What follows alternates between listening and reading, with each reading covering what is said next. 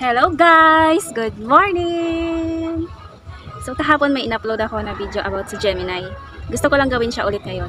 Kasi sabi ng partner ko, ng lalabs ko, na dapat Tagalog daw kasi Pilipino naman tayo para maintindihan ng mga taga dito sa Pilipinas tsaka dito sa amin. Waray-waray kasi kami. So, gawin ko siya ulit ngayon kasi maganda siyang topic para sa akin para na maintindihan ng karamihan. Gusto ko siya. So, Gemini, sabi ko doon, is about communication. Halimbawa ng cellphone, telepono, computer, writing, reading. It's about learning. Schools, yung elementary schools, kasi sa ano siya, sa mga lower studies siya. Yung higher studies is about Sagittarius. Sagittarius is opposite to Gemini. So, sinisimbolo siya ng elementary schools, yung Gemini. And curiosity, ganyan. Like a child, di ba yung mga bata napaka-curious sa mga bagay-bagay, lalo na yung mga toddlers, ganyan. So Gemini is about short travels, like yung pwede mo lang maabot ng mga paa mo, ganyan, yung grocery, yung shop, convenience store, yung elementary school na malapit lang dyan sa inyo, ganyan, yung basta, mga sari-sari store, mga ganyan, mga short travels. So, Gemini is an intellectual sign kasi air element siya. Air means intellect, social interactions, ganyan. Mga studies, ganyan. Ruler niya is si Mercury. Si Mercury ay dalawang sign ang nirule niya, yung Virgo at saka Gemini. Yung Virgo is about storing data, analysis, organizing. Si Gemini naman is about gathering data, ganyan. And yung symbol ni Gemini ay yung twins. It represents about our mga dualistic natures natin, like yung katulad dito babae, lalaki, right or wrong, good or bad, like right hand or left hand. So yung gusto kong gawin ay gusto ko siyang i-explain in an esoteric point of view kasi mahilig ako sa esoteric ng mga topic. So in terms of esoteric, yes, may unbalanced Gemini, may balanced Gemini. So doon tayo muna sa unbalanced Gemini. Unbalanced Gemini, they may get stuck in the mentality lang, ganun lang, ng mga bagay-bagay. Maaaring hindi nila gustuhin na mag-dive deeper pa,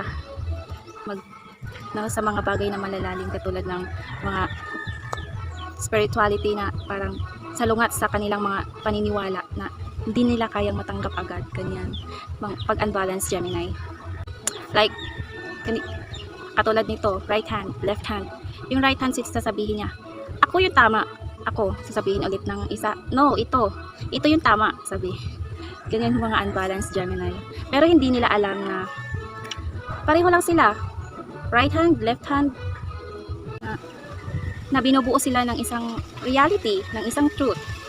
Maaari nilang isipin na ako yung katotohanan, tapos yung isa, ako yung katotohanan. Ganyan. Kapag syempre si Gemini is curiosity siya. Gusto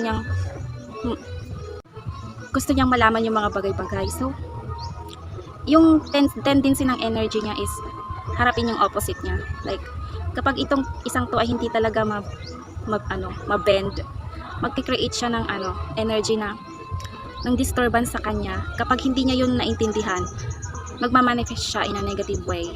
Ganyan. Katulad din ng isang to. Okay. Ano pa yung mga simbolo ng mga negative na mangyayari niyan?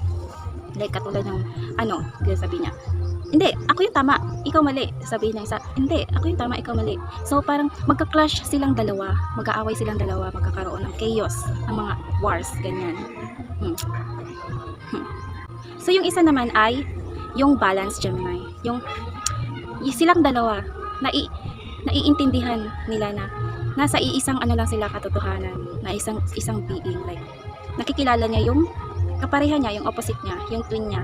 Although mag-opposite sila, pero sinasabi ng isa, ikaw ako. Sabi ng isa din, ikaw ako. Kung magtutulungan tayo, maaari tayong makakreate ng awakening, ng reality beyond sa kung anong meron tayo ngayon. Ganyan. Maintindihan natin yung truth beyond this reality, ganyan, na mayroong mga multi-layered of truths of understanding na kailangan i-integrate. Ganyan. Like, ako, like this one, magka-opposite silang dalawa, di ba? Pero pwede ko silang magamit para makagawa ko ng mga bagay-bagay, ng makapagtrabaho. Nagtutulungan talaga sila, hindi sila magkaiba, iisa lang sila, itong left and right hand ko. Simbolo lang to guys, hindi ito yung literal na ibig sabihin, simbolo lang yung kamay ko ha. Ganyan. Pero yung Gemini naman talaga ay nire-represent niya yung arms, hands, pati yung lungs. So the question is, paano natin yun maaabot, yung ganong thinking ng balance na Gemini? It just through meditation and self-awareness, being aware every time of ourselves. So, yun lang guys. Pasensya na maingay yung background ko kasi wala akong ibang lugar na pwedeng mapag-videohan para hindi maingay. Maingay talaga dito sa amin kasi ayan maraming mga bahay dito.